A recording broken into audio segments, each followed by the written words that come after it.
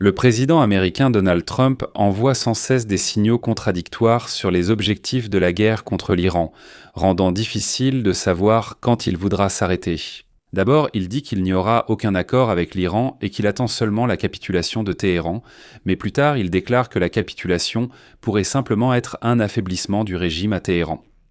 Beaucoup ont déjà conclu que le but de la guerre est le démantèlement total du régime iranien, mais Donald Trump lui-même sort et déclare qu'il n'est pas contre le régime religieux en soi, mais qu'il attend que celui-ci accepte un accord avec les Américains. Et la veille, Trump a carrément déclaré la victoire, disant que tous les objectifs en Iran avaient déjà été détruits. Quant à l'Iran, il ne fait qu'intensifier la guerre et a annoncé le blocus total du détroit d'Ormuz, tout en se préparant à attaquer les intérêts américains et israéliens. Et aujourd'hui, le FBI va même jusqu'à avertir que l'Iran pourrait frapper la Californie avec des drones. Les signaux contradictoires du président Trump et de son propre Pentagone poussent les alliés, les marchés et les législateurs à se demander comment et quand la guerre avec l'Iran prendra fin.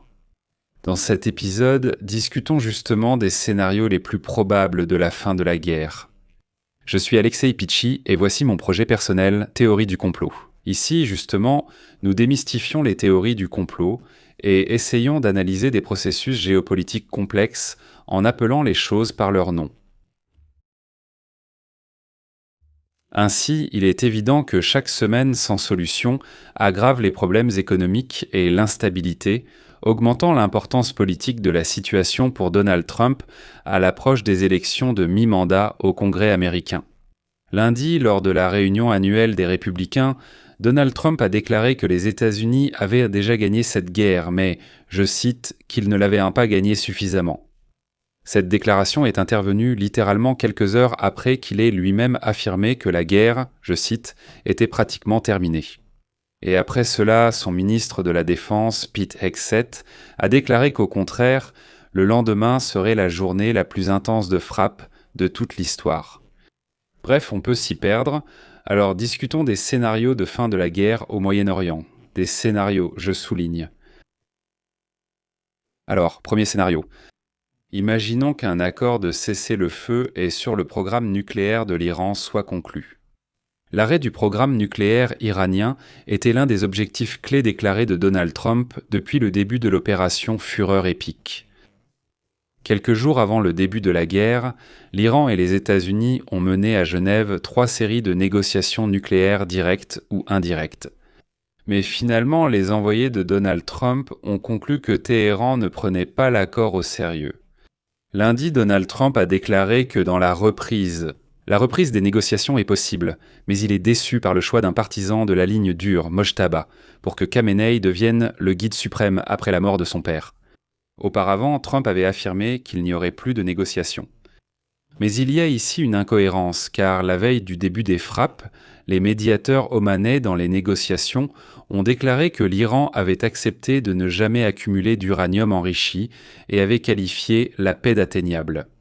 Il n'est pas clair comment la guerre va maintenant influencer les futures négociations. Deuxième scénario, c'est le modèle vénézuélien. Trump a cité le Venezuela, où les États-Unis ont capturé le président Nicolás Maduro en janvier et ont établi des relations de travail avec sa successeur, la vice-présidente Delcy Rodriguez, comme un exemple à suivre pour l'Iran. Le même lundi, Donald Trump a déclaré qu'à son avis, l'Iran avait commis une grosse erreur en nommant Mojtaba Khamenei, et il a suggéré que le nouveau guide suprême pourrait ne pas rester longtemps à son poste. Mais pour être réaliste, il convient de noter qu'en dehors de l'aspect géographique, la comparaison entre l'Iran et le Venezuela présente des limites importantes. Les experts affirment qu'assimiler l'Iran et le Venezuela fausse la compréhension de la structure du pouvoir dans la République islamique d'Iran. Le régime a survécu pendant 47 ans. Санкций, войн, внутренних восстаний. Ayant consolidé ses positions grâce à des institutions militaires, religieuses et politiques conçues, attention, pour survivre à n'importe quel dirigeant individuel. Là-bas, les institutions et le système sont déjà bien rodés, bien établis. Si le dirigeant, c'est-à-dire la tête de tout le régime, est éliminé, l'institution ne s'effondre pas. Pour les manifestants iraniens qui risquent leur vie et exigent un changement de régime, l'apparition d'un leader soutenu par les États-Unis au sein du système, peut être perçue davantage comme une trahison que comme une libération. Scénario 3, soulèvement populaire et effondrement du régime. Ces fameuses manifestations. Le risque d'effondrement du régime est réel, mais pas inévitable. L'ayatollah Ali Khamenei est mort, l'économie s'est effondrée. En Iran, quelques semaines avant le début de la guerre, ont eu lieu les plus grandes manifestations depuis la révolution de 1979. L'atmosphère semble donc indiquer que, ainsi, des manifestations peuvent reprendre et le régime peut réellement chuter. Le Premier ministre d'Israël, Benjamin Netanyahou, a qualifié les frappes contre l'Iran de création des conditions pour que le courageux peuple iranien puisse prendre sa liberté en main. Mais tout le problème, c'est que l'opposition iranienne n'a pas de leader unique ni de force organisée sur le terrain. Le prince héritier exilé, Reza Pahlavi, fait partie des figures de l'opposition les plus populaires du pays. Mais Trump lui-même minimise son autorité, en partie parce que Pahlavi n'a pas vécu en Iran depuis près de 50 ans.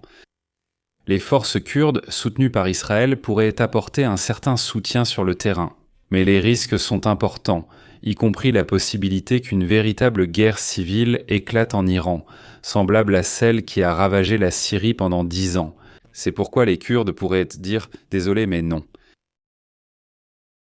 Le quatrième scénario est un raid des forces spéciales américaines sur les sites nucléaires ou une opération militaire terrestre limitée en Iran. La veille, le journal Axios a rapporté que les États-Unis et Israël avaient en discuté de la possibilité d'envoyer des forces spéciales en Iran pour protéger physiquement ou détruire ses stocks d'uranium hautement enrichis. Le but des forces spéciales ne serait pas de renverser le régime, mais de s'emparer de ces sites nucléaires. Voilà comment ce scénario se termine. La guerre se termine non pas par un règlement politique, mais par l'élimination physique de la menace nucléaire. Mais pour accomplir cette mission, il faudra des troupes dans un pays qui utilise encore activement des missiles balistiques. Et puis, cinquième scénario. Trump, comme si de rien n'était, déclare simplement la victoire. Il dit « C'est bon, nous avons gagné ». Dans ce scénario, Trump décide que le potentiel balistique et de drones de l'Iran est désormais affaibli.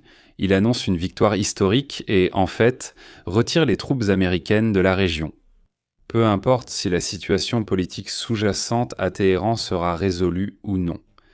Et d'ailleurs, les marchés misent actuellement sur une sortie rapide de la situation, surtout si l'on considère que les difficultés économiques à l'intérieur du pays, c'est-à-dire des États-Unis, risquent de devenir un sérieux problème politique pour le président, dont le parti espère en fait gagner, aux prochaines élections de mi-mandat en novembre.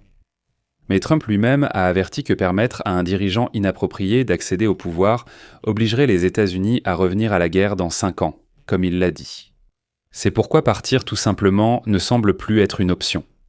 La fin de l'opération pourrait également nécessiter le soutien d'Israël, qui a démontré sa volonté d'agir unilatéralement et a juré d'éliminer à jamais la menace nucléaire iranienne par des actions indépendantes. Au final, la guerre en Iran a commencé pratiquement sans avertissement, comme on dit. Et peut-être on peut en dire autant de sa fin.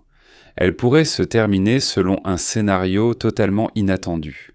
Absolument.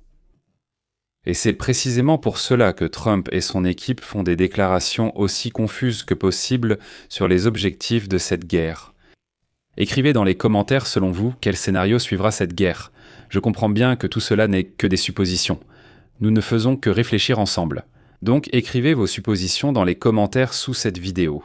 Abonnez-vous à la chaîne, activez la cloche et n'oubliez pas de mettre un like. Si cet épisode vous a paru intéressant et utile, je vous demanderai de soutenir financièrement le travail de cette chaîne YouTube, avec n'importe quel don ou abonnement payant via les liens et les coordonnées dans la description de cette vidéo ou via le code QR affiché sur vos écrans. C'est tout pour aujourd'hui. Prenez soin de vous. Au revoir à tous.